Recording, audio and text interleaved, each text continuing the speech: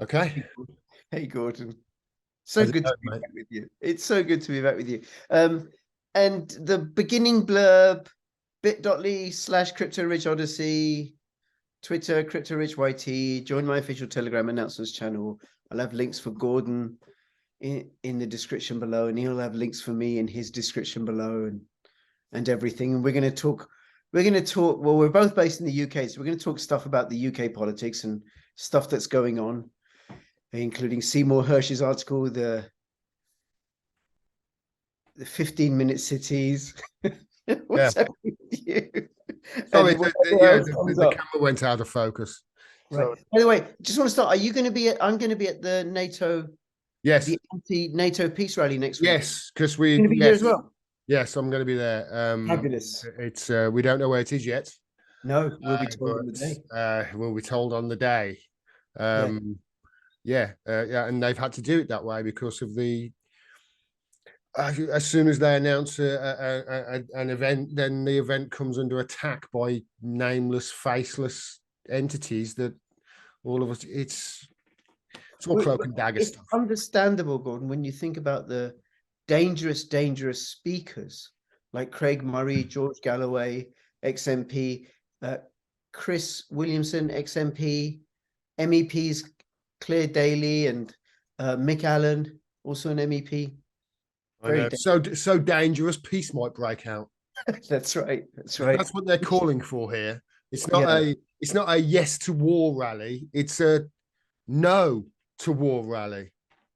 Anyway, We don't want people knowing that there's an alternative to sending arms. I saw something today.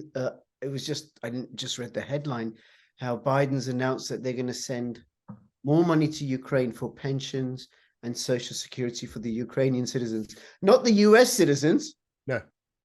But for the Ukrainians, not the citizens in Ohio. And to deliver much needed humanitarian assistance as well as food, water, medicine, shelter, and other aid to Ukrainians displaced by Russia's war, and provide aid for those seeking refuge in other countries from Ukraine.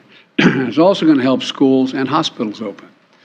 It's going to allow pensions and social support to be paid to the Ukrainian people so they have something in their pocket. It's also going to provide critical resources to address food shortages around the globe. No, not them, not the people in Flint, not them. Nope. They're going to sort out the Ukrainians' pensions because, they're more important than Americans now. What Americans get is force-fed propaganda in that, I can't believe I'm going to say this, but it seems to be true. Party balloons are being shot down by the US Air Force. The intelligence community is still assessing all three incidences. They're reporting to me daily and will continue their urgent efforts to do so, and I will communicate that to the Congress. We don't yet know exactly what these three objects were, but nothing right now suggests they were related to China's spy balloon program or that they were surveillance vehicles from any other country. The intelligence community's current assessment is that these three objects were most likely balloons tied to private companies, recreation or research institutions studying weather or conducting other scientific research. That's where their $1 trillion a year is going, to shoot down party balloons. And then you've got CNN at the same time saying that they're UFOs. Interesting. This is kind of unusual that these pilots saw different things, and that is sort of, I guess, adding to the mystery of all this. Yeah, not even the pilots apparently were really able to identify what they saw. And just to take you back for a sec, on Thursday, the U.S. defense officials sent F-35 fighter jets up to try to figure out what this object was that was flying around near Alaska. Those pilots, we have learned, have given very conflicting accounts of what they actually experienced, with some pilots saying that the object interfered with the plane's sensors, other pilots saying that they didn't really experience that, other pilots saying that when they looked at the object, they could identify no identifiable propulsion system, and they did not know how it was actually staying in the air, cruising at that altitude of about 40,000 feet. So this has all added to the Pentagon's wariness of describing in more detail what this object actually is until they can get more information through the debris that they are recovering right now. Yeah, that's how they were reporting. And this is how you get to a Pentagon defense budget, laughingly calling it a defense budget, of near $1 trillion a year and 1,000 military bases around the world. that you don't get there without an immense amount of bullshit being pumped over the airwaves to propagandize people into thinking that this is money well spent. They're shooting down party balloons, apparently, according to an article in The Guardian I saw. Yep. You read that shit rag, because Well, it wasn't in The Guardian. It was somewhere else that I read. Okay. That was linking from. I don't go to The Guardian, no. But to be fair, the only reason I mention it is because the original article came from The Guardian, and even though it's The Guardian, I do like to give credit where due. Sure. And I don't think you read The Guardian at all, because if you do read The Guardian, you wouldn't really know about Seymour Hersh's article. Because let's talk about this, Rich, because it's a long article, wasn't it? And did you read it all? I haven't read it. I've read about it. I've got some interviews of his that I'm going to listen to. I read it all, and it takes a while to digest, and often you read it and you miss things, and then other people mention it. It's like, yeah, that's a really good point, and you sort of formulate an opinion. This is, first of all, the thing that strikes me is about this article, and if you haven't read it, everybody, please go and read it. Not that you'll find it from a Google search, and even if you type in Seymour Hersh Substack and the title, you still won't get the top article. Is Seymour. It's ridiculous the amount of censorship that it has to be forced upon people for this narrative to be upheld, although it is unraveling quite quickly. Sorry, just on that, I don't use Google search, so I didn't know that. I use pre-search, which actually pays you in crypto, by the way, for searching. Well, most people do. So Yeah. So I sometimes, if I want to do a search to see how much it's been repressed, that's where I go to see what the algorithm's doing. And it's plain. You can't, if you I typed in Seymour Hersh, Substack, how America blew up the Nordstream Pipeline, and the top result was from Chris Hedges. It wasn't from Seymour Hersh. Now, not to say that it was Chris Hedges in SharePost, his little thing, but Seymour Hersh's post is totally gone. When I looked, was gone from the algorithm. You couldn't find it. This is the level of censorship that's. So anyway, the first thing that really comes out of it is this was being planned 2 months before the invasion of Ukraine.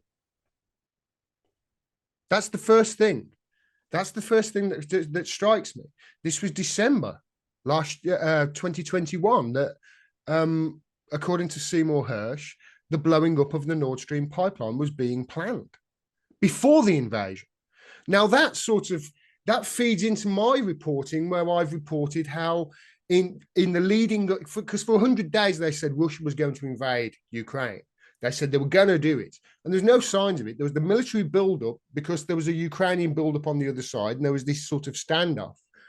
But then the shelling really increased, didn't it, in the Donbass? According to there's an article in Mood of Alabama. I didn't read it, but I saw it in today, and they're going into depth about it. And I know that the shelling's increased from like 40 or something a day to like over 1,000 in some instances. And it was almost like we're going to punch the Russian-speaking Ukrainians so hard that Putin's going to have to step in. It's almost like that they forced this to happen. And if the planning was going on in December previous, it's like, how much of this has been planned? Really? Because you look at Newland's speech in January before the invasion. If Russia invades. With regard to Nord Stream 2, we continue to have very strong and clear conversations with our German allies, and I want to be clear with you today. If Russia invades Ukraine, one way or another, Nord Stream 2 will not move forward. And how can you say that for sure? Where does your confidence come from on that? As I said, we've had extensive consultations at every level with our German allies. I'm not going to get into the specifics here today, but we will work with Germany to ensure that the pipeline does not move forward. And then after the Newland speech, you've got the press conference with Biden. Let me answer the first question first. If Russia invades, that means tanks or troops crossing the border of Ukraine again, then there will be no longer a Nord Stream 2. We will bring an end to it. How will you do that exactly, since the project and control of the project is within Germany's control? We will, I promise you, we'll be able to do it. And Biden basically says, if Russia will put an end to Nord Stream. And the journalist asks her how. And she's like, trust me, it'll happen. This, you know, and then after it's happened, they blew it up, as Sy Hersh has described. Ultimately, this is also a tremendous opportunity. It's a tremendous opportunity to, once and for all, remove the dependence on Russian energy, and thus to take away from Vladimir Putin the weaponization of energy as a means of advancing his imperial designs. That's very significant, and that offers tremendous strategic opportunity for the years to come. We've significantly increased our production, as well as making available to Europe liquefied natural gas. And we're now the leading supplier of LNG to Europe to help compensate for any gas or oil that it's losing as a result of Russia's aggression against Ukraine. Senator Cruz, like you, I am, and I think the administration is very gratified to know that Nord Stream 2 is now, as you like to say, a hunk of metal at the bottom of the sea. I mean, they were using this Boltox 22. They were using the cover of a military exercise, joint military exercise between Norway and the United States. And they were using this exercise was a pretext for repelling a Russian attack. So they were using the subterfuge of a Russian attack, and they were having to train to that to actually blow up the pipeline of a NATO ally. This is a NATO country conspiring with another NATO country to blow up a NATO ally's critical infrastructure, sending the cost of their gas through the roof and uncertainty in their own population, millions of people struggling now. And then if you look into a wider Europe and the EU context, it's even worse. This is a criminal act. This is an act of, I believe, let's face it, global terrorism against against the critical infrastructure of an ally. Well, a war that a country that the US is not at war with. No. An attack. So there's no declaration of war. Attack on their civilian infrastructure. So that's a violation of international law. It's also a violation of. There's going to be some NATO rules that stop one NATO country from attacking another NATO country. Then there's the violation of federal law because President Biden, one, there's no war declared against Germany by the Congress, nor is there any use of authorized force memorandum, nor did he go to the Joint Committee on Intelligence and let them know. So he deliberately did it privately, quietly, so that nobody in Congress would find out, which is going to be unconstitutional. They took it out of the CIA's hands and into the militaries, so there was no congressional oversight of it. Yeah. That's what the allegation is here. And then they did it through a diving school rather than do it through fully trained soldiers. So they did it with diving students, military diving students. By the way, I discussed this with, because we're recording this on Saturday, the 18th of February. I discussed this with Tom and Alexander Mercurius earlier on when that video will go out after this one. So that was, and the thing that I wonder about is the rollout, the consequences of this. I was having a conversation on this WhatsApp group with many people, including many people who took the injections and believe in the climate change agenda and believe that Putin is the worst genocidal maniac ever, and the Azov Battalion are no longer a force in Ukraine, that sort of stuff, and they got their blue and yellow flags. And I asked them, I said, what do you think is the consequence of this? And they said, oh, nothing will happen. Like, no one's really interested. I'm like, are you kidding? Are you kidding?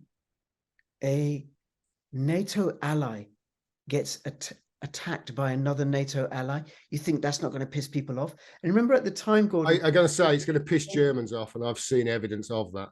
Yeah, but at the time, there were demonstrations by German people about turn Nord Stream 2 back on, turn it on, turn it on. We want gas. We don't want to freeze. That happened. Those demonstrations gone. And then Norway and the US, they benefit because the price of gas. And Norway has got the pipeline ready as well. And Norway's a net exporter of it. So they're going to benefit from this. Yep. Yep. Yes, yes, yes. But the other thing that it does, it sets a precedence that pipelines aren't secure.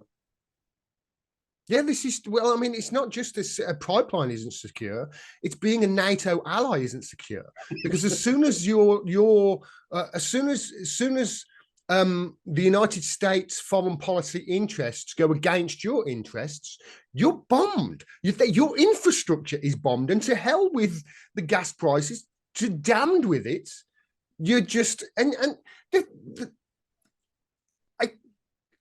I'm pissed off enough about how the United Kingdom is subservient to Washington. Okay, I'm pissed off enough about that. I can't imagine being German, having this happen and knowing about this. There's a politician from the left party in Germany called Savine Magdalene, I think her name is. I'm sorry if I got it wrong. And she made a brilliant speech. And in the speech, she was caught in the German parliament. She said, she was like, I know, we all know Olaf Scholz, the German chancellor, won't go to the shops for a loaf of bread without having the say-so of Washington. Frau Präsidentin, meine Damen und Herren! Journalismus in unserem Land findet in diesen Tagen des Krieges oft nach dem Motto statt: Der US-Präsident erklärt, die Bundesregierung verkündet, die Polizei informiert. Der international renommierte Enthüllungsjournalist Sy Hersh hat sich in seiner ganzen Vita immer gegen einen Verlautbarungsjournalismus gestellt, der versucht, Regierungspositionen zu kolportieren und die Glaubwürdigkeit von Kritik am Regierungshandeln zu erschüttern.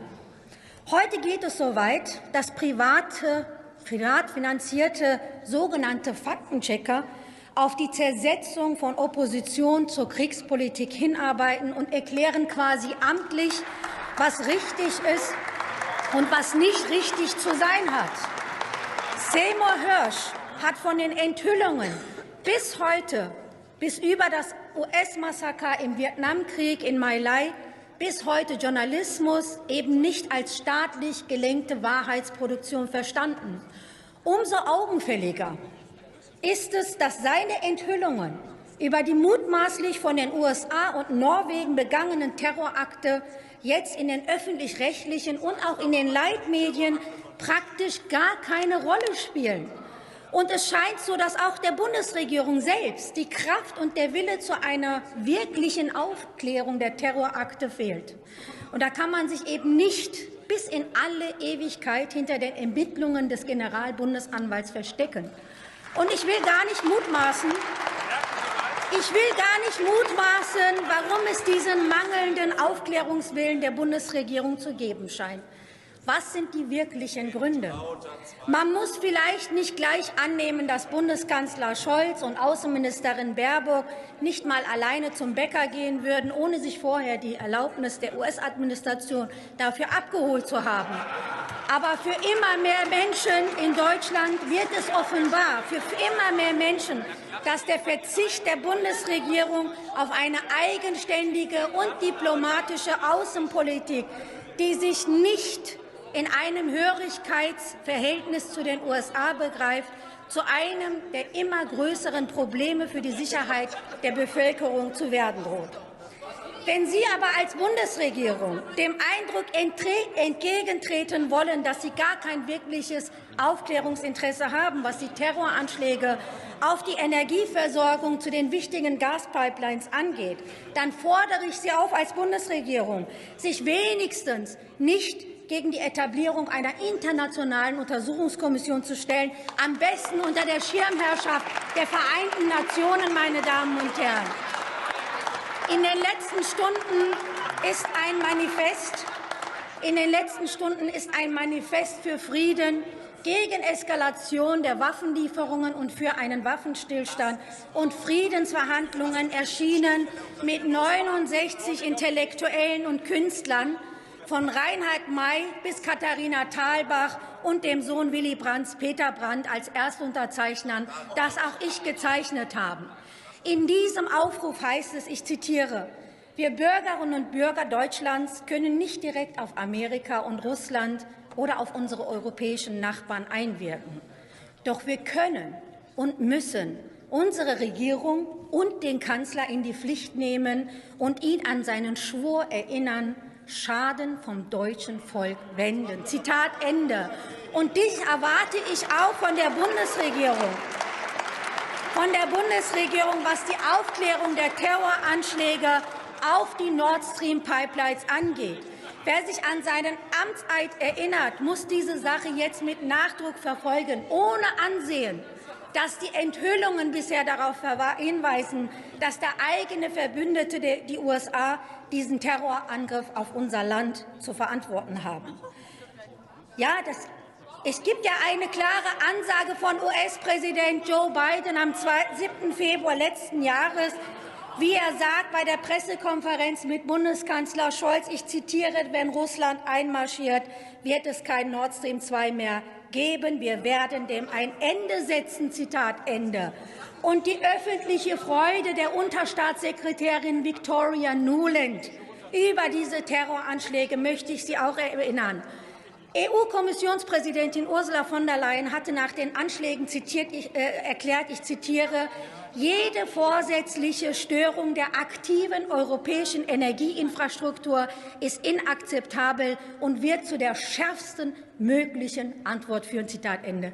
Ich hoffe Kommen Sie sehr, bitte zum Schluss. dass diese Ansage auch jetzt noch gilt, wo der Generalbundesanwalt für eine Täterschaft Russlands keine Beweise sieht und dass die Bundesregierung einen Terrorangriff auf die deutsche und europäische Infrastruktur ebenfalls schärfstmöglich beantwortet. Vielen Dank.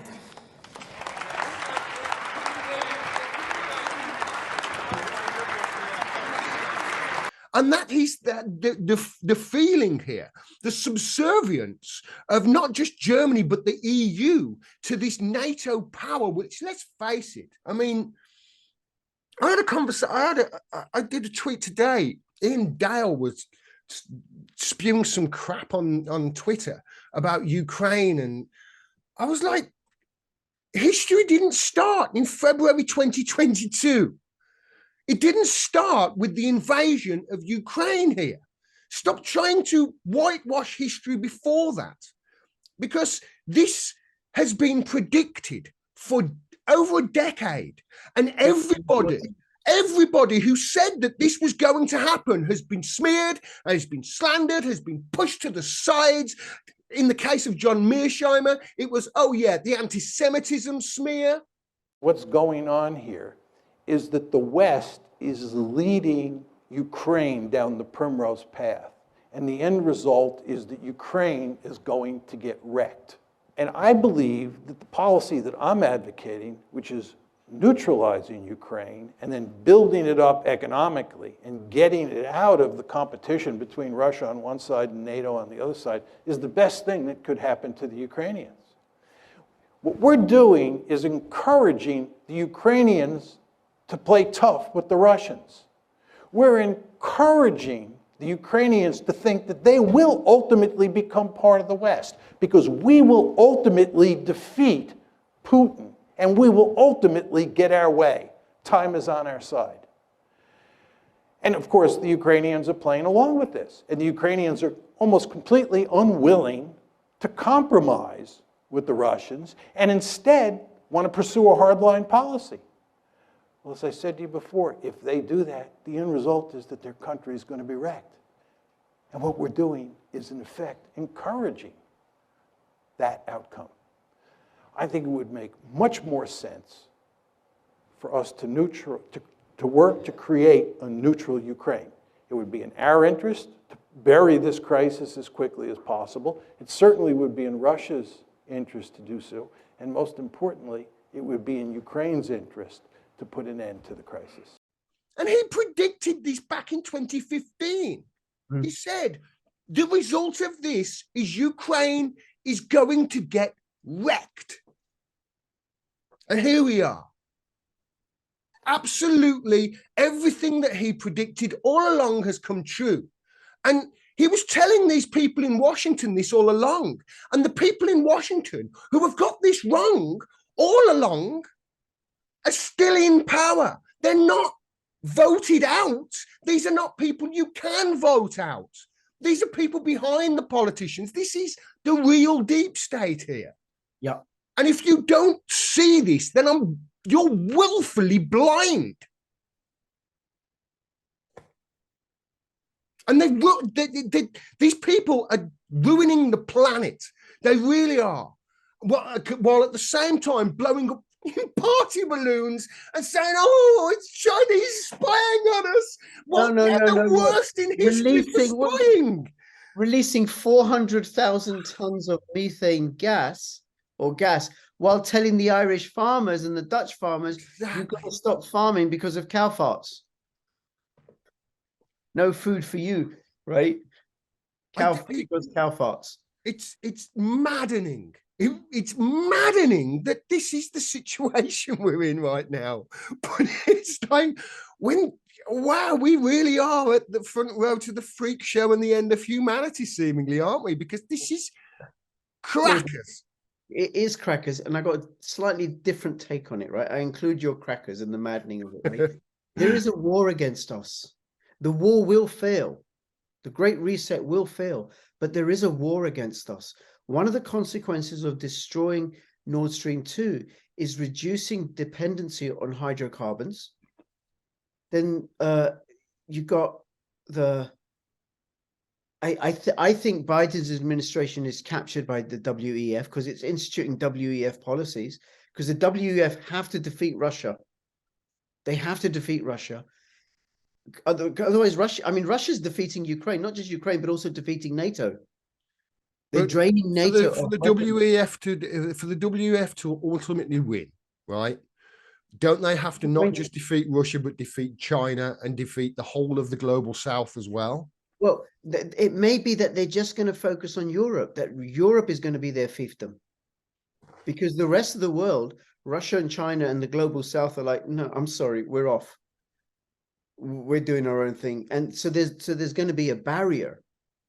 Now some of those countries are going to have CBDCs like India and stuff, but that'll be for their own reasons, not because for the WEF, global one world currency. It's Europe, and Europe is screwed. I reached out to a rejoiner party that wants us to join EU, and I want to have a conversation with them about it, about why they think it's a good idea and stuff. But Europe is screwed. It's completely screwed, and it has nothing. It has nothing. It doesn't. Well, I mean, hasn't over history Europe really relied on Africa to? Yeah. Africa and Asia and South America. The Spanish bringing back so much gold that there was the value of gold in Europe dropped because they brought so much back that it's plundered.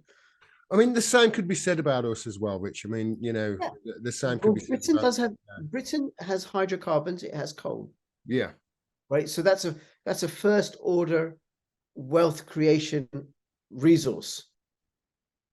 Right. But Europe has manufacturing, sure, it has farming, but it's dependent upon hydrocarbons. Now, Norway has some hydrocarbons and Italy does, but Italy's not developing them. I think the best asset that we've got is us. And I really do mean that. I think the British are ingenious people, and history is littered with examples of this, especially during wartime. It's ingenious, some of the things that we've come up with, and I think that if you go to the people and you explain to the people, we need this, we will come up with the most ingenious ways of solving problems. We can't even imagine how clever the British people are. And what I hope for is that we're going to have some sort of society where we actually have a true democracy, and we really do have a choice on things going forward, and we educate people and we all get involved in it. I hope we've certainly got the technology to do that, and we've never utilized it in that way. You know, I've given the example, I think I've spoken to you before, about wisdom of the crowd, and how if you've got a box, you know, a glass full of jelly beans, and you ask 1,000 people, you know, how many jelly beans are in this jar, nobody's going to get the right answer, or maybe 1 in 1,000, but 1,000 people will get it absolutely so close if you take the average of everybody's guess. And I just feel as though right now this country is being run by psychopathic maniacs who have got a warped view of not just history but reality as well. And I feel as if you were to actually educate the country on what is going on, really, especially with matters of war around the world, because they're not talking about any of this. Look at the crazy amount of censorship that there is. We will figure out a way forward, and the way, you know, whatever obstacle, be it energy or food, etc., going forward, we will be able to come up with the right answer. And that doesn't mean eating the bugs, etc. We don't need the World Economic Forum to tell us what to do, you know. That's what I hope for going forward. What I can see at the moment is just more death and destruction and World War III on the horizon, because nobody's talking about peace. They're all talking about more war. That's why the United Kingdom will be the first country to provide Ukraine with longer-range weapons. And it's why we're working with our allies to give Ukraine the most advanced air defense systems and build the air force they need to defend their nation. Now, of course, the United Kingdom stands ready to help any country provide planes that Ukraine can use today. But we must also train Ukrainian pilots to use the most advanced jets, and that's exactly what Britain is doing, so that Ukraine has the capability to defend its security for the long term. But to win the peace, we also need to rebuild the international order on which our collective security depends. First, that means upholding international law. The whole world must hold Russia to account. And these are people that have got it wrong for decades, and there's never any change. It doesn't matter who you vote for, it's the same old shit. And I, for one, I've had enough of it, and I'm tired. I can't imagine how people who are more vulnerable than me in this country are feeling right now. It must be absolute. They must feel destitute. Yeah, absolutely. Absolutely. Which is why I think going to the rally is really important, meeting with others, yes, because it's morally uplifting. Now, I agree with you about the psychopaths. They are psychopaths, but that's part of the human condition. You know, Pol Pot, what he did to his own people. Yeah. Right. You know, what doing to the Palestinians.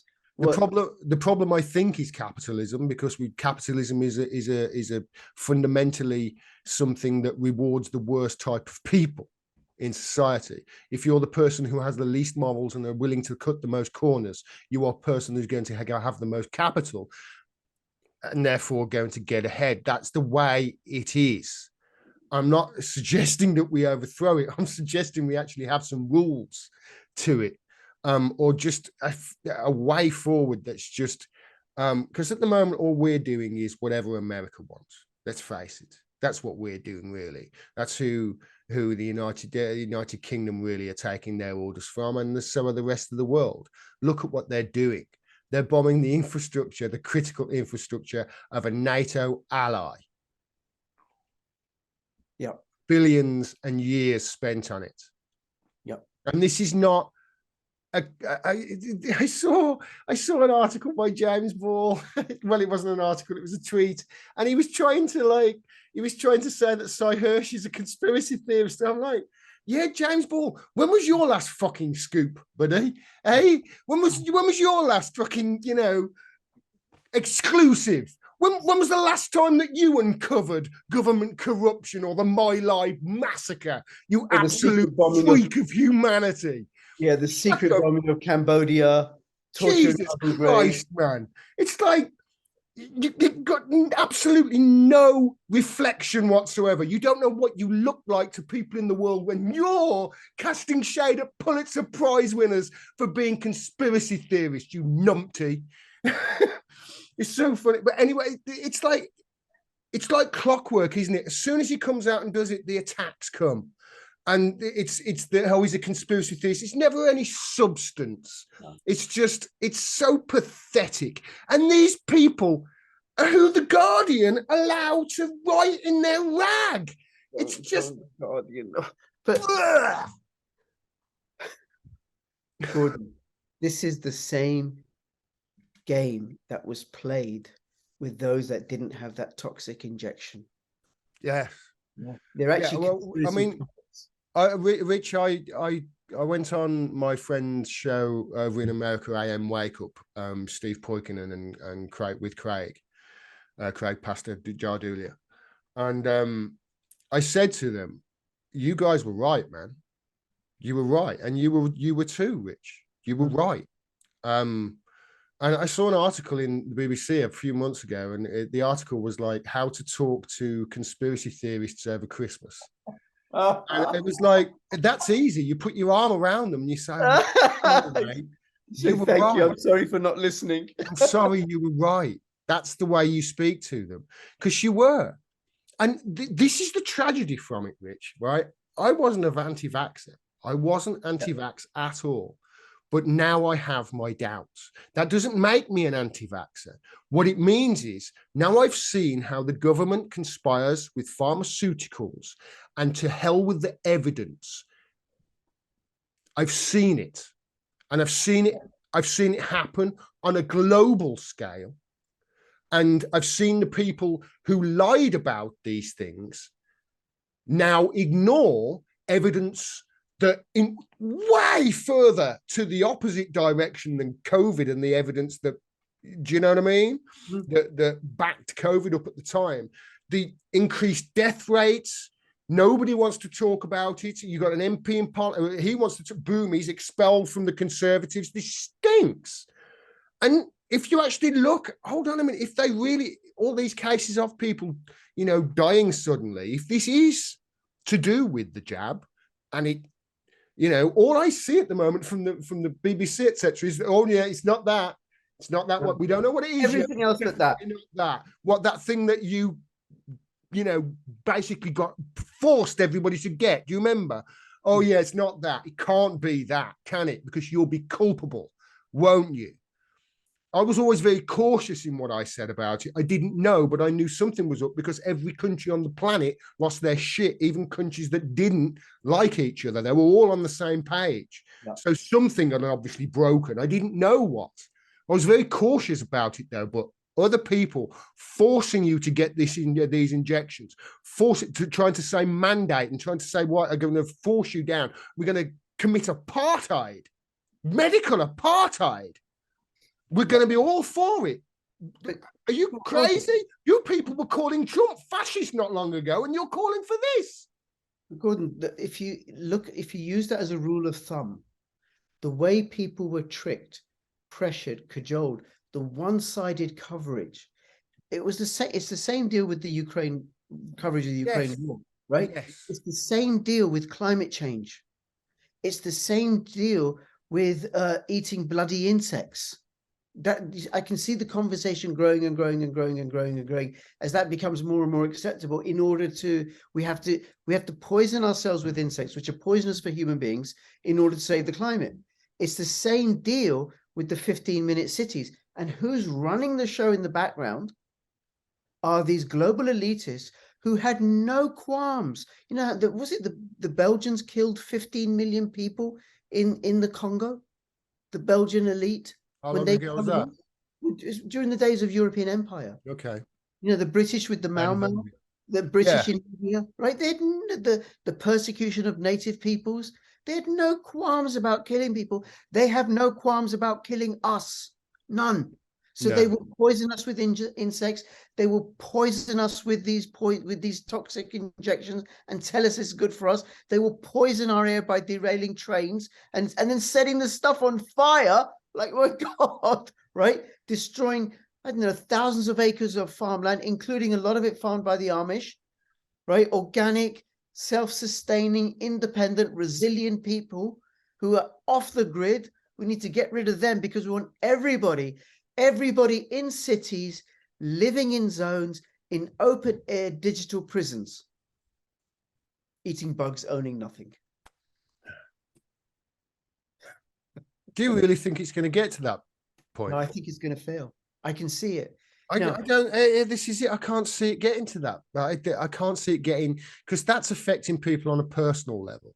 Absolutely. See, there's a saying, isn't it? People will only care about things until it starts to affect them. So right now in America, nobody really gives a shit about the Nordstream Pipeline. You could go and ask 1,000 people on. I've heard people say you could go out and ask 1,000 people in New York in Times Square, what about Nordstream? And they'll say, what? What's the flag? Which country is that? They don't have a clue, right? But if it starts to affect them on a personal level, then they will care about it. They will. And that's what I talk about. When it's 15-minute cities, then you're encroaching on people's lifestyles, on people's liberties, on people's civil liberties, etc. And as soon as you start doing that, you're going to start seeing pushback. Yeah, and there is. And today there's the demo in Oxford. Yeah. Against 15-minute cities. In my city, they're going to roll it out because there's over 300 cities in towns and cities in Britain where they've said they're going to do it. There is going to be pushback, and I'm liking it. Think of the poll tax, because that impacted people, and people were like, "No way, you're not going to tax my vote." Yeah, right. So the idea that somehow people are going to be okay with 15-minute zones, 15-minute within walking distance, and not go outside by car. I mean, first it will start off, oh, you can't travel outside by car. You can travel outside by bicycle or foot or public transport. Okay. But eventually they will limit that, even because the danger with people traveling and moving freely is that then they can exchange information and then they can protest. So how do I say this without, I'm trying to be devil's advocate here. Go ahead. I don't think, I think there's going to be a time in the future when we look back at civilization and we look back at the era of the car, and we just think, wow, that was a bad idea. These things that were so you got dinosaurs out the ground. And the stuff that's caused all these wars, you fight over it. You get these dinosaurs out the ground, and then you put it in these vehicles that you have to get other materials out the ground, and they only last about 12 or 14 years, and then they end up in giant skips and whatever. Even if you don't buy into the climate change thing, and I know you don't, it chugs out disgusting amounts of pollution, etc., in the air. They're a bad idea. So isn't it a crazy? Is it crazy left-wing thinking to be thinking, well, surely we can organize society better than with these giant metal machines that are traveling around the world polluting the air? Yeah, we can. I'm trying to be devil's advocate. No, we absolutely can, and I don't disagree with you, right? We drive a very old Prius, a hybrid, and our preferred mode of transport is bicycle. I cycle, wherever I can. Yeah, I don't own a car. My last car was in a big city, right? Bigger than mine, right? Yeah, my last car was crushed because I didn't pay the tax on it. But where I work as a social worker, I do my visits by bike. I don't want to take a car there. I cycle, right? So I agree with you on that. But this isn't that. The trick is to make you think it is that. This is top-down authoritarian rule, and that's the problem I have with it. Direction, and that's the problem, because I want us to figure out what the best way forward is, not some politician who doesn't know his arse from his elbow and he's funded up the wazoo with junkets to the World Economic Forum and visits with Bill Gates, Jeffrey Epstein's best mate. That's what I'm worried, that these people that are making the decisions, they're not the sharpest tools in the box. And I certainly don't think we should have a situation where the people that have got us into this mess are going to be the people that are going to go forward and trying to get us out of it, saying we're the only ones who can. because No, it they're doesn't not. matter. Look at them down there. It's a They're shit, abusers. isn't it? They're abusers. Remember, it all started with, was it 2 weeks to flatten the curve, right? And you follow that through. We had businesses destroyed, domestic abuse and child abuse through the roof, millions of people in Britain poisoned. And right? the amount of Thousands people money they suffering. made, Rich, the amount of the money amount of they money. made, them Yeah. and their pals, the boats and what have you, these people have got. It's sickening. Meanwhile, these same people are pointing their fingers at people on benefits, getting 60, 70 quid a week and calling them scroungers. Yes. While they're getting They get the energy bills paid. Billions. Second homes. Absolutely. No, absolutely.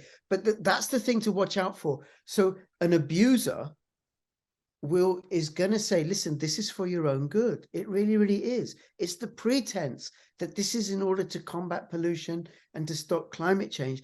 But when it's top down, nobody voted for this.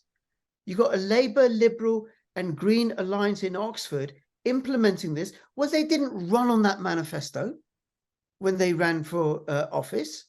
In my city, they didn't run for this. They didn't say this was going to be. Nobody voted for this. It's just being imposed. The consultation said, no, we don't want this. We don't want this. They're going ahead with it anyway. Now, so what is, and they're saying, okay, it's because of climate change, which is the bloody, climate change is so bloody useful.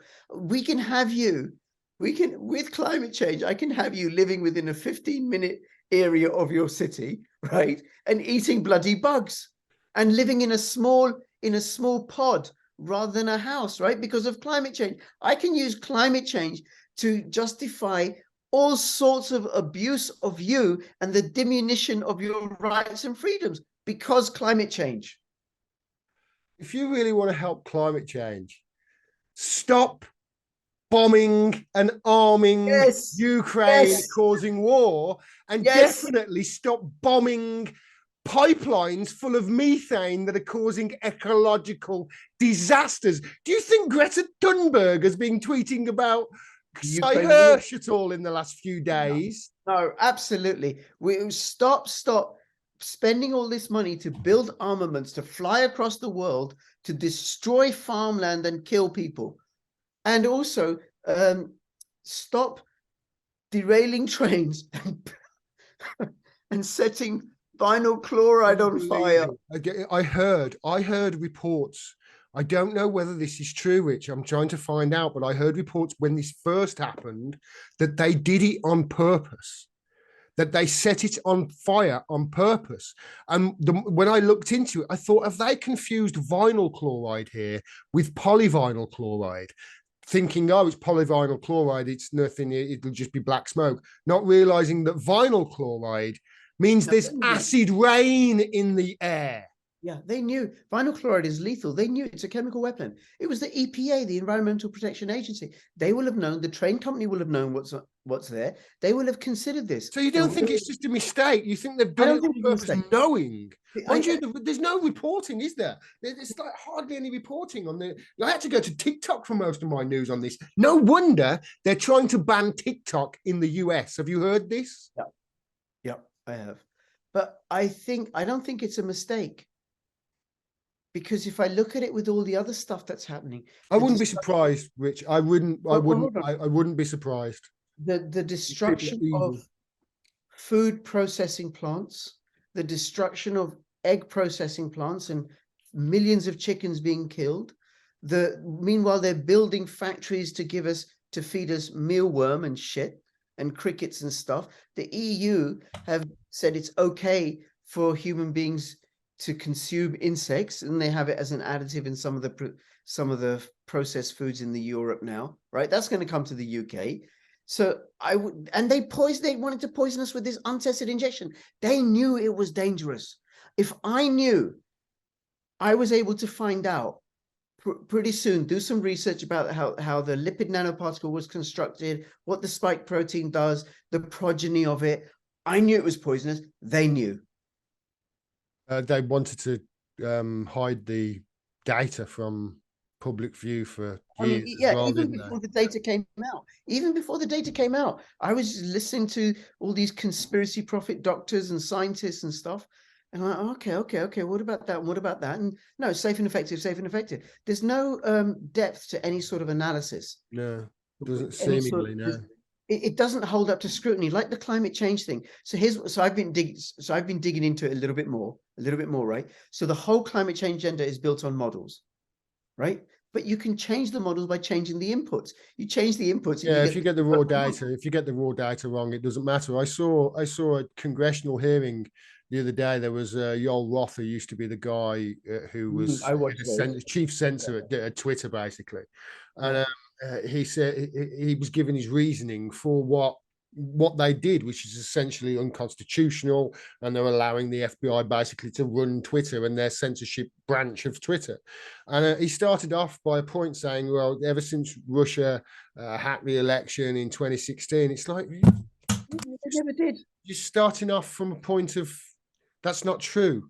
That's not true. They, CrowdStrike admitted that they have absolutely no evidence at all that the Russians did this. And there you are, starting off your goddamn speech from a point of a falsehood. And nobody pulled him up on it. And he ended up to, he was able to skate through the meeting like the rest of them by the skin of their teeth. The one person, I forgot her name now. She was a lawyer for, she went on Rogan and ended up having a lovely tally meeting.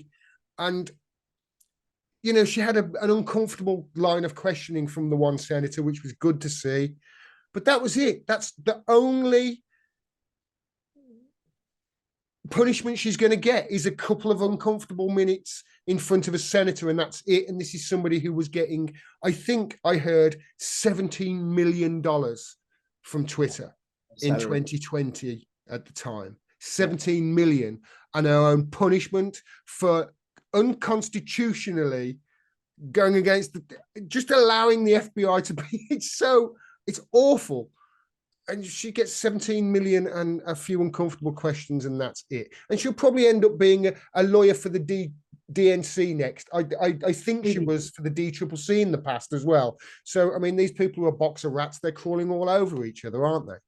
They are, but Gordon, this is a long war, and it is shifting. People are moving. I don't know so much, mate, because if you look at, we'll circuit back to Nord Stream. I'm sorry to cut you off. No, go on. But you look at Nord Stream, look at who the key players in Nord Stream and the bombing were, according to Sy Hersh. It was Biden. He's been around forever. It was Victoria Nuland. She's been around. She's the orchestrator of Ukraine. Fuck the EU. And Yats is the guy. If you haven't heard the phone call, go and listen to it. This is them back in 2014, basically choosing the next president of Ukraine after this Maidan coup that they orchestrated. And this is, it's Jake Sullivan. This is somebody who's been at the top for the time. It's the same people, and there's never any punishment for any of them. They're committing global acts of terrorism against their allies. And if anybody steps out of line, they're so shit scared of America. Well, I mean, look at what they do to any country, America, that goes against their will. Any country, even to the point where they will bomb critical infrastructure of their own ally. Yep. Because it serves their best interests. That is not a nation you want to get into bed with. That is a nation, that is what we say other nations around the world are, like China. Meanwhile, they're going around striking deals all over the place with people and having a wonderful time with their Belt and Road Initiative. The only people who don't realize rather, that the bad guys in the world are the West. The only people who don't realize that are the citizens of the West. And that's down to the propaganda that is being spewed over our airwaves and has been for decades by the same people that have lied to us into every fucking war in history. And they're doing it again right now. These people should be on trial. Yep. And hundreds of thousands of people are dying right now in Ukraine, and they don't give a fuck about it. They don't. It is disgusting. I am fucking shamed to call myself British. I saw two great speeches in the European Parliament this week, one by Claire Daly and one by Mick Wallace. It's always the same fucking people, isn't it? It's the only two people with any balls in the European Union just happen to be Irish. Since September, the lack of interest in finding answers to who was behind the Nord Stream gas explosion has been frankly astounding.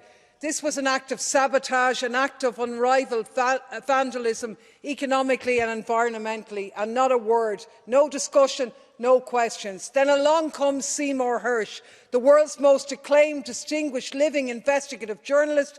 He produces a detailed claim that the United States executed this explosion with the help of Norway. Planned months before the invasion, a Norwegian Navy P-8 surveillance plane dropped a sonar buoy on the 26th of September, which triggered explosions planted by US Navy Panama City divers 3 months earlier under a NATO exercise, and still nothing. I don't know what happened, but I want to know.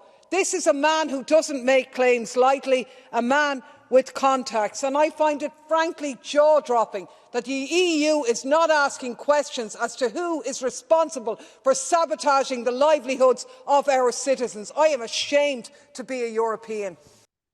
But I saw two great speeches. At the end of it, Mick was like, what the fuck is the matter with you? Only last September, Commission President von der Leyen stated that it was paramount to now investigate the Nordstream Pipeline attack, and that any deliberate disruption of active European energy is unacceptable and will lead to the strongest possible response. The strongest possible response. Well, Pulitzer Prize-winning reporter Sy Hersh, probably the most legendary investigative journalist alive, just published a report that presents detailed claims that, on President Biden's orders, the US, with Norway's help, blew up the Nord Stream pipelines. Hersh has a long track record of journalistic integrity. This was a premeditated terrorist attack on European critical infrastructure. It was also environmental terrorism. Does the EU care? Do you need to know who did it, or do you want to know? Hersh says the US did it. Did you ask him? Did you ask them, did they do it? Or do you ask them questions anymore? Have we become so subservient? Has the EU become so subservient to US empire, they just can't even ask them if they did it? Is it a fucking joke? Your ally has bombed your own fucking country. And you're shit scared to say anything. This is not an ally of yours. This is a threat to fucking humanity. We need peace in the world. Can we have some peace and some honesty and some truth, please? So you're like that kid. America's like that kid, you know? They're getting to the stage where their rule, their empire is over. Their time at the top is done. They've pissed off everybody who was their friend in the past, and anybody that could help them right now doesn't want to fucking know them because they've gone back on every treaty they've ever signed with anybody, friend or foe. Yep. All right? And it's got to the point now where they've realized it's over, and they're like that kid who plays football at school. And as soon as he starts losing, goes, no, I'm taking my ball and I'm going home. It's fucking pathetic. You're blowing up party balloons and pretending they're fucking UFOs in the media. $500,000 these missiles cost to shoot down a fucking party balloon. But they haven't got money for healthcare. They've got money for Ukrainian healthcare. They've got money for Ukrainian healthcare. That's right. Sorry, they only care about Ukraine. Don't care about America. Don't care about their allies. Nobody. The only people they care about is Ukraine, who up until February 2022, our media called the most corrupt country on the planet with a severe neo-Nazi problem. Yeah. And they're only useful, care about them, provided they're willing to be cannon fodder for their proxy war with Russia. They admit it openly. Yeah. Leslie Graham's admitted openly. As long as it says we like the structure here, as long as we keep supplying them with weapons, they're willing to fight to the last Ukrainian. Have you seen the last Ukrainian? Have you seen him? Because I've seen video, and they are pulling them off the street in Odessa. Yep. They're waiting outside churches for people and pulling civilians off the street to go and be shields in their meat grinder for NATO. And what's going to happen next? Because they're going to run out of Ukrainians soon. You're going to have the mercenaries. You're going to have the same people that they funded in places like Syria. It's just going to be a short ride over a few countries, and before you know it, they'll be fighting Russians in Ukraine.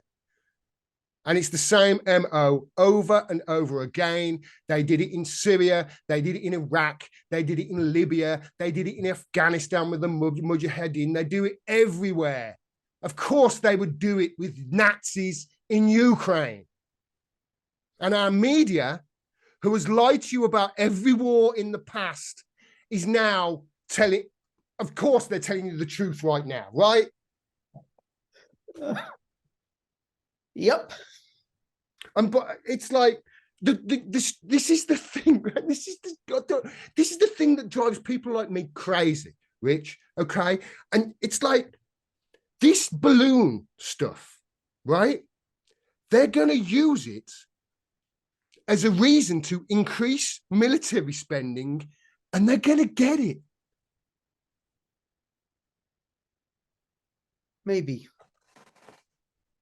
I've seen congressional hearings where they're talking about these Chinese spy balloons. I've seen them.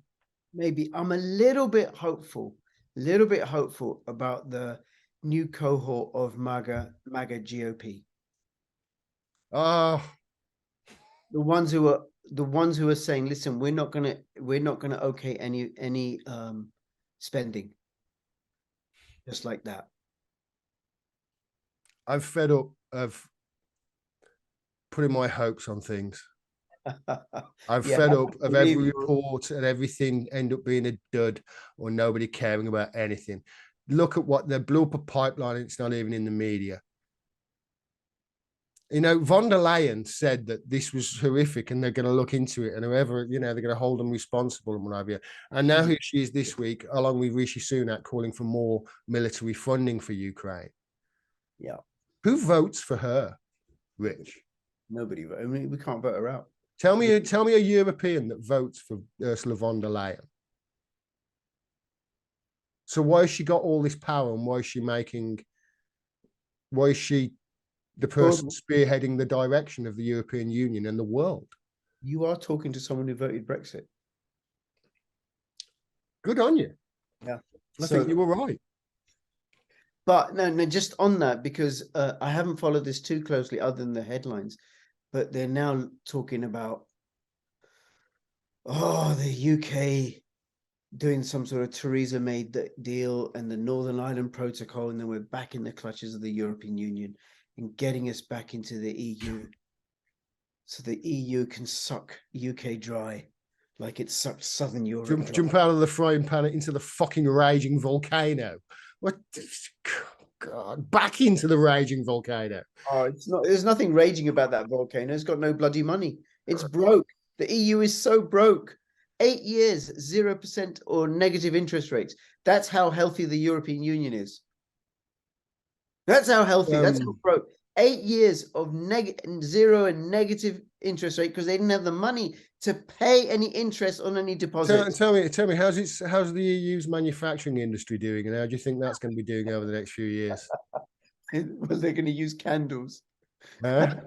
They're going to use candles to fuel. They're going to be reliant. They're going to be reliant on American bombs coming across the ocean in ships. That's what they're gas bombs floating across the North Atlantic. That's what they're going to be reliant on here, because they are subservient to America. I voted Remain, Rich. I think I might have spoke to you about this before. My reasoning being at the time was because I thought you couldn't have an in-out referendum without first defining what out is, because otherwise you're just leaving it ambiguously. You're leaving it so the powers that be can tie it up in red tape and what have you, and you could go on for ages. And look what happened. I was kind of right. But since then, I have changed my opinion. I do think that whilst leaving has maybe given us a knock to the economy and what have you, I do think it was the best thing to do because, like you say, the EU is imploding. It's a disaster area. It was probably better that we left when we did, just before it went to dog shit, and they're allowing America to bomb their own allies here, you know? So this does not look good for Europe at all. It doesn't look good for NATO, by the way, because why would you be in NATO? To be in NATO, you're protecting yourself, right, from Russians. Well, what's the point in being in NATO if the people that you need to be protected from are the people that are in NATO? There's no point in that. There's no point in being in NATO if NATO is not going to protect you and is going to bomb your infrastructure if it suits American foreign policy and is economically viable for America here. So why be in NATO just to allow them to park their nukes and direct them in Russia? Get the fuck out of our country. That's what I'd be saying if I was one of these NATO countries right now in Europe. I definitely am saying it in the UK. I think we should be gone, and you and I will both be at hopefully the NATO conference next week, wherever that way it may be, because you know it's clear here that the war in Ukraine didn't start in February 2022. This has been happening for a long, long while. And it's NATO here that has provoked this proxy war. And they are willing to fight they're willing to fight Russia till the last Ukrainian is dead. And they believe they're going to win. Too many people are going to think they're going to win. Thought they were going to win a year ago. And like, no way you're going to win against Russia. NATO would lose against Russia. The US would lose against Russia. There is no winners. There were no winners. There were no winners in a nuclear war. No. And there were no winners in a nuclear war. Stop it. You're crazy. And you should be the furthest people away from the levers of power, not the people with your finger on the button. It is like Dr. Strangelove coming to life in the 21st century. Stop it, you maniacs. Can we have peace? And this is the thing that you say this, and I see people being attacked online as pro-Putin. You're pro-Putin if you're calling for peace. It's so upside down. Well, I don't know. I've lost count of the number of grannies I killed. Oh. Oh, you didn't have that, Rich, did you? No, you didn't. Oh, well, not to my face because my friends and family aren't online, like out there, right? You know, in the social discourse, it's like in the discourse out there, it's like, you got to get injected or you'll kill granny. I mean, there was a point after about 6 years. I said, this is all BS. I'm not doing this anymore. But it's the same model. It's the same template. And that's what there is to wake up to. Yeah. And the thing that I'm saying is more and more people are waking up. More and more people are waking up. I want to say something about the low traffic networks, right? Because I want to use your right. So they're happening in the UK all over. Mm-hmm. One of the things that I've been digging into lately, Gordon, is common law. Yeah. Right. Like the structure of the English Constitution in particular. It's a little bit different in Scotland, and how it got created. And one of the things I've discovered, according to one particular source, right, is the 1215 Magna Carta is still in force. It's not legislation and it can't be repealed. It's an agreement between the people and the king and the monarch. Well, the Magna Carta essentially is a document.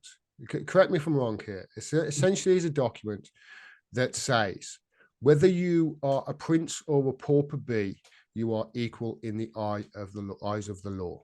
Yep. Essentially, that's what the document says, I think.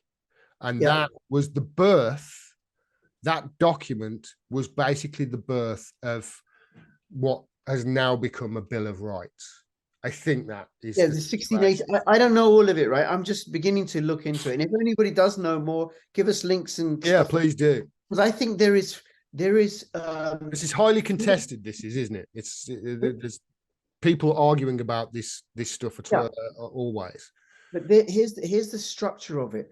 So out of that came Parliament. Eventually, Parliament evolved. Parliament can't repeal the 1215 Great Charter because it's not legislation. It's an agreement between the people and the monarch. Now, the people,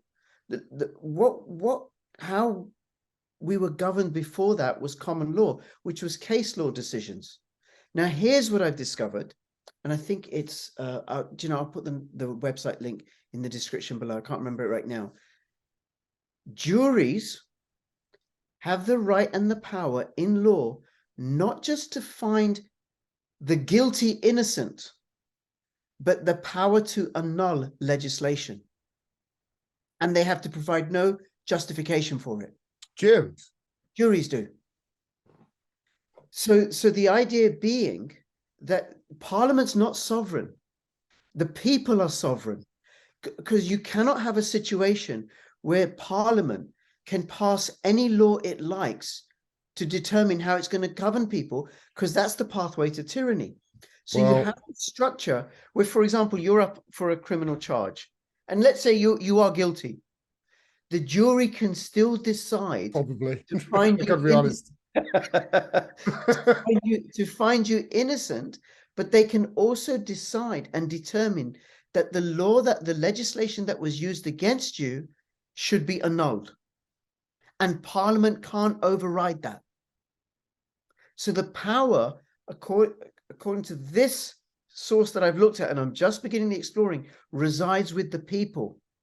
And the monarch's role, as expressed in the coronation oath, is to ensure that all the laws that are passed, legislation that's passed, protects the rights of the people and preserves the rights of the people. Now, Neil Oliver talked about this in one of his videos a few weeks ago. He's on GB News. Yeah, the guy with the line again. There was this incredible attack against him after he did this, because the powers that be, Parliament, don't want us to know this. It's often, you often get the worst pushback when you're over the target, don't you? Yeah. Yeah, so I recommend people go listen to Neil Oliver and stuff and what he says about it. And if I can find the video, I'll link to it in the description below. But here's something else about the ULEZ fines and the parking fines and the bus stop fines and the LTL fines when they come in. They are not enforceable. They are not criminal offenses. They are civil offenses. Yeah. Okay. Right? So you can't be sent to prison for them. Okay, yeah. There's ways of negotiating and this I know is an actual real thing, and I know that I saw a video where it's one of these auditing places, and he's auditing a police station, and the police guy says, "I don't want you to commit a crime like trespassing," and he's like, "Sorry, mate, trespassing isn't a crime; it's a civil matter." And the copper was like, "Oh shit, this guy knows what he's talking about," So I know that this is a lawful thing now you're talking about, and that's interesting. And that's interesting if you tie it in with the ULEZ. I see where you're going there. Yeah. So there are ways of avoiding paying LTL fines and ULEZ fines. And the thing about British people being inventive and stuff. I think people are inventive everywhere. They're going to invent all sorts of ways. I've seen clips on YouTube of motorbikes and cars mounting pavements to get past the spy cameras, right? But and also this is I'm not suggesting people should do this, by the way, right? But also using a little bit of duct tape to alter one of the letters on the registration plate, right? People may do that. Then another one, and I really like this idea, right? It is not illegal to take the registration plate off your car if it's parked, on the drive, or create a copy of it, another registration plate, and walk through the spy cameras such that it takes a photo of your registration plate while you're holding it. And then it will automatically, I assume, send you a fine for walking through the spy cameras carrying a registration plate. And then you can say, "I'm not paying this." So the whole thing, one of the things about the poll tax campaign was the non-payment. It clogged up the bureaucracy. It was too expensive. There was too much resistance. And I think the same thing is going to happen with the LTNs. And people are going to fall for the trick about pollution and climate change and stuff. But when they get impacted, when they realize, oh my God, I can't go and see Granny because she's outside the zone. And I've used my 100 trips, right? When it gets personal for them. Yeah, then they will. Or my kid's got autism and I have to take him to a school across town and I can't do that. Then they're like, are you kidding? And then in London, what's it? It's something like the majority of people are opposed to the expansion of the ULEZ zone. You've got 5 councils taking the mayor to court. Well, councils are doing that. Can you imagine the groundswell of opinion in support of what he's doing? Where you've got, you know, the low pay, the working poor in large outer boroughs where they don't have good public transport. They need cars to get to work. You know, maybe somebody who's a nurse has to drive half an hour to get to the hospital where she works or he works. And now, as more and more people wake up, because more and more people are waking up about the injections, more and more people are waking up about Ukraine because the ones who got hurt by the injections are now willing to listen to all these conspiracy prophets. Yeah, it's like, what else have they been lying about? Yeah, what else have they been lying about? Then the impact of the ULEZ, and then how conspiracy prophets like myself will tie it in with the CBDC consultation that's happening right now, the central bank digital currency, the digital ID that's happening right now. That let me just punctuate what you're saying there, and because there's something I wanted to bring up. I'm not as worried as other people about these central bank digital currencies. I'm not. And the reason I'm not is the reason that you gave there. People are ingenious and they'll figure out a way around and figure out a separate way of getting around the CBDC rules. I mean, so the problem as I can see it with digital money is it can be programmed. Yep. And that, I say problem, it's not a problem, it's actually the beauty of it. But if in the wrong hands, it's the problem. Someone else is programming it. You know, not me. That's the problem. You know, if you can program it yourself, great. I'll program your money, Gordon. How would you like that? Yeah, it won't be programmed for the benefit of the people, though, will it? It'll be programmed for the benefit of the elite and these people who are saying that, yeah, you need to cut down on your meat consumption whilst flying 26 miles on their private jet. You know, and this is the real problem that now we're starting to punctuate what people are starting to get pissed off about, and what people are starting to wake up to is that people who have been, you know, on board with this climate, you can call it whatever you want, on board with the narrative, they're not themselves practicing as they preach. In fact, they're the worst offenders, aren't they? Especially if you look at the fact that they're right now promoting war in Ukraine and bombing pipelines, meaning billions of tons of methane are being spewed into atmosphere. Methane, which they say is way worse than carbon dioxide for the climate problem, don't they? But seemingly nobody gives a shit about this pipeline that blew up anymore in a huge global ecological disaster.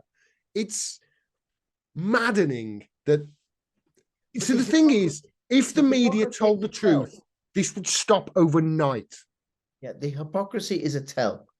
Yeah. Right? It's a red flag. Okay, they're lying to us. There's a sign that they're lying to us. But I think when it tying it all together, plus the slow motion monetary collapse that is taking place, that's accelerating. I don't know when it's going to happen, but there is going to be a point when people are going to be like, when they're not going to be able to pay their functionaries. They're not going to be able to bribe enough people to carry out the tasks of oppressing the rest of the populace. Well, it's if there's going to be a monetary collapse, they're not going to be able to bribe anything if their money's going to be worthless. Yeah. This is what I look forward to. I actually look forward to, you know, Rick and Morty. There's a thing in Rick and Morty where he's like, what are you going to do to ruin this entire planet? Are you going to set all their nukes to target each other? Or reprogram their military portals to disintegrate their entire space fleet? Good pitches, kids. I'm almost proud. But watch closely as Grandpa topples an empire by changing a 1 to a 0. Mr. President, the Blemflark's value just dropped to nothing. What do you mean? I mean, our single centralized galactic currency just went from being worth 1 of itself to 0 of itself. Oh, dear God, no. Calm down, people. Deploy the galactic militia and declare martial law. Yes, sir. What should I pay them with? Their payment is the honor they'll feel to serve their... Wait, who's paying me to yell at this guy? I can answer that. For money. I never thought I'd live to see this. Gentlemen, there's a solution here you're not seeing. And that's it. They all start killing themselves because they've realized, oh, it's the game is up. It's all over. And I really hope that that's what we're about to see. I hope that, yeah, there's a collapse coming. I really hope, and I hope their money's going to be. Not going to be fun. It's not going to be fun for anybody. But hey, I mean, it's not fun now, right? If you've got nothing, it doesn't matter, does it? Well, that's the other nothing to begin with. That's the other thing. I'm sure I'm not the only one, right? I'm like, if it gets to the point where I have to eat insects, fuck you. I got nothing to lose. I'm not eating insects will kill me because they're poisonous. Well, I mean, are we going to have to eat insects? Are we going to have to eat insects? You know, they're feeding them to school children in Wales. I saw something about that as well. I saw something. Right? I've come back from Thailand, mate. Yeah. I went to Thailand in December, as I spoke to you last time you spoke. The bugs were being eaten out there. Sure. There's one thing they do. Yeah, there's one thing where people prepare it however they've been preparing it for thousands and thousands of years or whatever, right? There's another when Bill Gates owns a particular factory and he's doing the industrial production of mealworm. Yeah, I mean that's and then putting it in everything. Exactly. So this is how can I explain it? It's like the problems that the World Economic Forum are trying to solve. They're not going to solve. It's like they're just going to have more power, but those problems are still there. We've still got to try and fix them, you know. So they're not trying to solve the real problems. They're solving problems that they've created in order to give themselves more power. The real problems of pollution and environmental destruction, they're not solving that. The real problems of the redistribution of power, they're not solving that. They're centralizing power. They're polluting more. They're destroying more, right? And then we got these fake problems of a flu. What was something little more than a flu, and then a fake problem of carbon dioxide. Those are made up problems. Then the made up problems of the disruption with the foods, with the supply chain. Well, that is because a consequence of lockdown, and then the destruction of food processing plants, and then what's happening in Netherlands with the Dutch farmers, and then the war in Ukraine, how that's disrupting the supply chain. Those are all made up problems that they've instigated. I'll jump in there, Rich. I'll say I agree with you on everything. I disagree with you about the carbon, but you and I have had this conversation before, and it doesn't mean that we're not friends or anything. I've got something new for you. All right. I've got something new for you. Yeah, okay, that's fine. We'll talk about that another time. Let's please not try and solve the climate crisis as well as the Nordstream Pipeline crisis. So, you know, but what I'm saying is that what I believe is that the carbon they're trying to weaponize that. Yeah, we've talked about this in the past, and corporations and companies are jumping on the back of it, etc., and they've hijacked it. But that problem still exists. But other than that, I agree with you on pretty much everything that you said there. But I mean, for instance, isn't the problems that I'm thinking about as a nation, especially the problems that we've got as a nation, are, I mean, first of all, health. We're quite unhealthy now, aren't we? We're starting to verge on an unhealthy nation. Mm-hmm. We're getting obesity rates are on the rise, etc. So shouldn't we could be cutting down on fast food and meat consumption, etc. as a nation and having a health? Hold on, Gordon. You're not going to get that past me. I am. Listen, I'm asking questions. Okay, good. All right. I'm high fat, low carb. Been that way for 11 years. I'm not fat. I'm in really, really great health. What makes people fat? Sugar and refined carbohydrates. Okay, perfect. Okay, perfect. Then why isn't the government, if they're so worried about our health, having a massive drive about that and having meetings on the TV about that and that problem of obesity and diabetes, etc. in the country? Why aren't they talking about that? Why was it only the jabs that they were talking about? Do you see? Because they are out to kill us. They're waging war. I think honestly, I think it could be that, but I think it could be just they're greedy fucks and they wanted. But that's it. The capture of corporations. How corporations have captured and industrialized food production. The Amish are really healthy. They're really, really healthy people. They didn't go and have the jab. They eat locally produced organic food. I don't know anything. I don't really know anything about the Amish. They're Pennsylvania, aren't they? They're in. Yeah, they're. I remember, was it a few years ago? There was a shooting, and somebody killed some Amish. A non-Amish killed some Amish, right? Wow. Many years ago. I don't know, right? But the Amish response was to pray for him and forgive him. I know, it's like the worst thing you're going to get from an Amish person is like insult a Buddhist, because the worst thing they're going to do is set themselves on fire. It's kind of one of those. Wait, I don't think they're not into that, right? But they live without electricity. They're anti-war. They run small businesses, large families, culture, community, religion. That sounds like they need some regime change. It sounds like democracy's on its way. America, fuck yeah. Well, when the US government did that, didn't they? The EPA, they dropped a chemical weapon on them. Have you seen the video? Have you seen the video? I know we've been talking about, we've touched on Ohio. Have you seen that video by the guy on TikTok talking about, and it's spliced in the video, is of the clouds above the residents in Ohio, and it looks like apocalyptic. These are not regular storm clouds that you're seeing. And there was another video I saw of somebody, there's a creek, and somebody got a brick and just chucked it in the creek. You could see all the chemicals float to the top of the water. You could see the multicolors from the oil, and it's just, and they're downplaying it. Just the same as they said, it's okay to drink the water in Flint. It's okay to breathe the air after 9/11. Safe and effective. These injections are safe and effective. And these people are saying at the same time, these jabs are safe and effective, and it's for your health. It's for your health. You've got to do this. Well, the worst atrocities in history. When they took Jews in the gas chambers in World War II, they shepherded them. Go on, my dear. It's for your health. That's what they used to say to them as they were going to the showers. But this is what I deal with as a social worker. Men will beat women and beat children, saying it's for your own good. Yeah. By the way, I just want to sneak in. Oh, and green energy. It's not green. It's not green at all.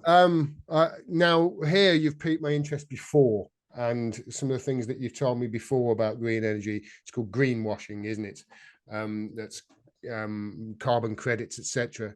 It's that needs more looking into, because that's not green. That's you're going to pay to be filthy. Well, it's actually worse than that. I'm talking about something more brutal. And I did a video, which I'll send to you the link, and maybe you can splice it in and people can go and watch it when you post this on your channel, right? Most of the cobalt that we use, over 70% of it comes from the Congo. Most of it is mined by artisan miners. Yeah. Open cast mines, right? And with children as young as 3 years old. I've seen the pictures of it. It's being sexually. It really is. It's the phrase that sprang to my mind when I saw the pictures were, "Wow, ignorance really is bliss," isn't it? As we're looking at this on an iPhone. So people who drive Priuses and Teslas and all that, right? Or you use those electric batteries. You mean you? Yeah. Ours is secondhand. I'll give you that. And we bought it before. We got solar panels because I bought into this. We got solar panels. We got a Prius, right? Yeah. And it's like, okay, I'm waking up. I'm digging into this, right? The video that I did was about the amount of diesel and the amount of earth. Oh, right, needs to be yeah, moved just to in order excavate to get the cobalt, the lithium, the nickel, the silver, the rare earth metals. There isn't enough, and it consumes so much diesel. And you never ever get. Let's say I'm going to make this up, right? Let's say you use 1,000 kilojoules of diesel, energy from diesel to make solar panels. You'll never get 1,000, more than 1,000. You'll get less from the solar panels over the course of their lifetime. They never return the energy investment because you have to ship them. You have to mine for the materials. You have to move them. You have to manufacture them. You have to move them again. Then you have to put them in place. All that uses diesel. Well, then what you've got is you've got this middleman, the diesel, right? So how can a truck who's going to burn that diesel once be using more energy than a solar panel that's going to be generating energy for 25 years afterwards? I can't see how that mathematically is going to be the case. Right, because the solar panels degrade. They don't produce the amount of energy. Yeah, there's a percentage drop over the years. I understand. Even then, they're not that efficient. Oil and diesel are incredibly efficient. I'd have to see some real evidence like scientific calculations to back that up. You can look if you go to Twitter, you'll find it, because Twitter's pretty censorship free. You won't find it so easily on YouTube, right? But people like Judith Curry, Peter Clack, just if you do hashtag climate scam, you'll come across stuff, right? But then also the solar panels and the wind turbines are toxic and they can't be recycled. So now you have this waste, toxic waste. Okay, how toxic? I As don't know. toxic as oil and gas? It's like, I remember one person saying to me years ago, "Yeah, bloody those bloody big windmill things, they kill the birds." I'm like, really? As opposed to the oil and gas? They're killing whales off New Jersey. You're getting whales being beached because of the wind turbines at the sea. Right? Okay, but right, that's happening. Okay, are whales getting beached? Were they getting beached before the wind turbines turned up? The thing about this incident is that it's happening at a greater rate more frequently. Okay. Yeah, that's the other thing. Then also, we can't rely on wind and solar power. No, we need an all of. I found out even in hot, dry places, solar panels lose effectiveness. Yeah, it gets too hot. We've had this conversation before, Rich, and even though we disagree on certain things, we do agree in that we need an all of the above approach to our energy needs. We agree with this, and that includes nuclear, correct? Yeah, I mean, I've heard that. I've looked into it a little bit. See, this is like where I have to deal with my programming and my brainwashing all these years. Okay, I'm willing to look at it. I haven't as yet. The other idea that I've come across, right? And this is just a fleeting idea. I've not done any research. Oil is not from fossils. It's not a fossil fuel. So it was dinosaurs. No, it's not. It's abiotic. The argument is it's abiotic. It's produced by minerals and rocks. And one argument that I've not looked into at depth, and if anybody has any links, put them in the description below. But there are no fossils that have been found deeper than, I don't know, can't remember, 16,000 meters or feet. Let's say it's meters, 16,000 meters. No fossils have been found below that depth. The oil that we extract is lower than that. Now, I don't know if it's seeped down or something. Yeah, it's going to. If that's the case, it's going to rewrite a few. It is where it came from. Where it came from is Rockefeller. That guy. That's right. That guy. He had it. He wanted it to be said that it was a fossil fuel in order to create scarcity, in order to increase demand. Because when it was first found and used, it was very abundant. It was on the surface. You didn't have to go a mile deep into the ground to get it. You had to go a couple of meters because it hadn't been used. So in order to create scarcity, he promoted the idea and had scientists promote the idea, just like Gates promoted the idea that these injections are safe, promoted the idea that that oil was a fossil fuel and therefore scarce. Now, what Rockefeller also did, while we're on the subject of Rockefeller, is completely destroyed and co-opted medicine.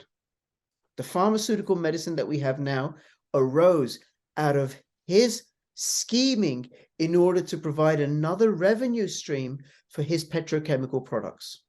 And to do so, he funded universities and colleges in the United States. He lobbied government. He had homeopathy and traditional medicines outlawed in order to have a revenue stream for his petrochemical pharmaceutical products. And welcome to the world of Pfizer. Would you like another booster?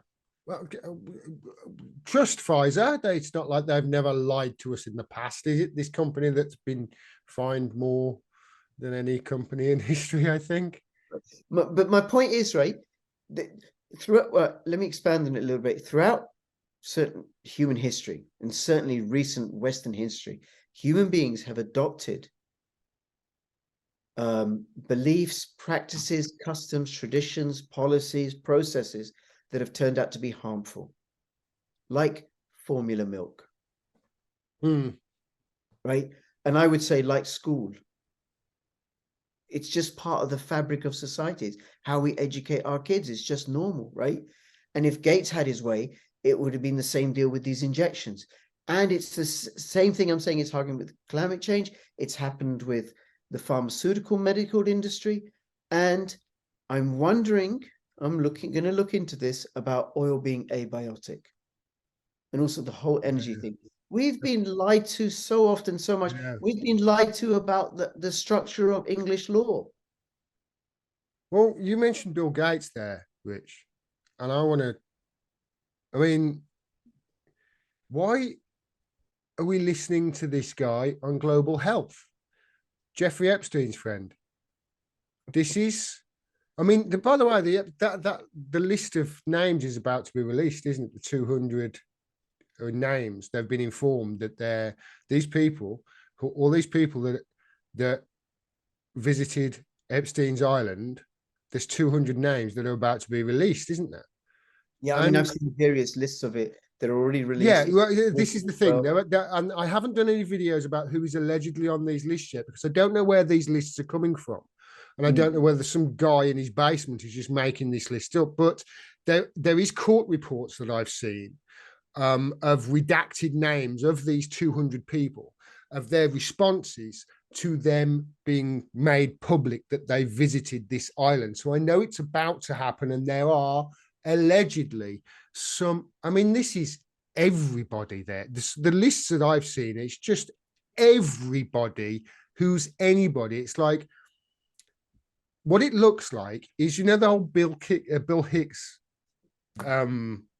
bit about, like, you know, do you think when somebody's been made president, they get taken into a room and shown the JFK assassination from an angle that nobody's ever seen before and say, any questions? Is it kind of like, as soon as you get to a position in, I mean, this is America we're looking at specifically here, isn't it? Although it could be using a honey trap around the world, etc. We don't know what foreign names are on this list, just the American ones that we've seen. But as soon as they get to a position where they're well-known, public figures, it's like, okay, you're going to go and after me, our friend Jeffrey. Probably before. Barack Obama came from nowhere. Yeah, and Tony Blair came from nowhere. You know, distinct from, say, George Galloway. We're getting into conspiracy territory here, aren't we? Conspiracy theorists. Well, you are talking to me. But, I mean, this is clearly an intelligence operation that's going on here. And this is, if you listen to people like Whitney Webb, who's done extensive research on this, Jeffrey Epstein was no more than middle management in this whole operation. And if you think the sexual crimes are bad, wait until you start delving into the financial crimes. that are involved here. We're talking hundreds of billions of dollars that are being, well, extorted from working class Americans. It's just as simple as that.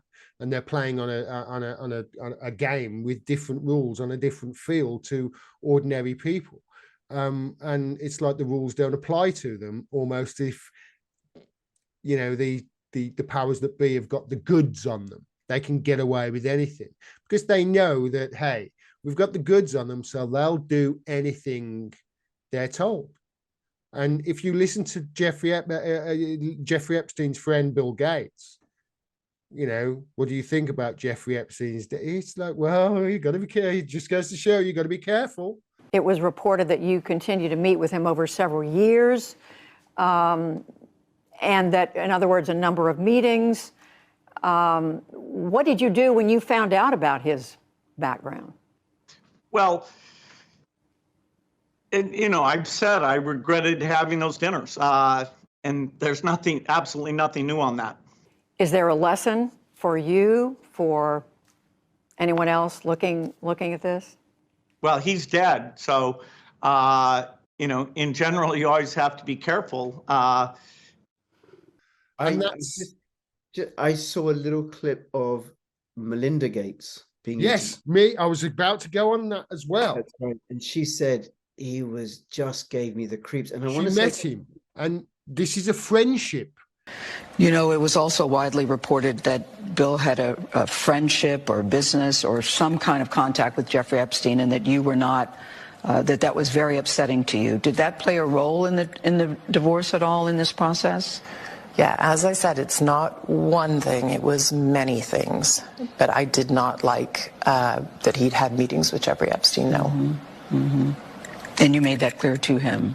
I made that clear to him. I also met Jeffrey Epstein exactly one time. Did you? Yes, because I wanted to see who this man was. And I regretted it from the second I stepped in the door. He was abhorrent.